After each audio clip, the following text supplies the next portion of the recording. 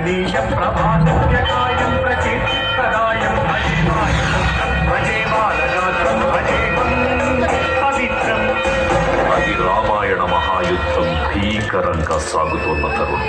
శ్రీరామచంద్రుని సారథ్యంలో వానర సైన్యంతో విజృంభిస్తూ లక్ష్మణస్వామి తనతో పోరాటం చేస్తున్న రావణుడి కుమారుడు ఇంద్రజిత్ తలని బాణంతో ఒక్క వేటుతో వేరు చేశాడు. ఇంద్రజిత్ మరణం విన్న రావణుడు ఆవేశంతో ఊగిపోయి ప్రతీకారం కోసం పాతాళలోకాధిపతి తన సోదరుడు అయినటువంటి మహిరావణుడి సహకారం కోరాడు.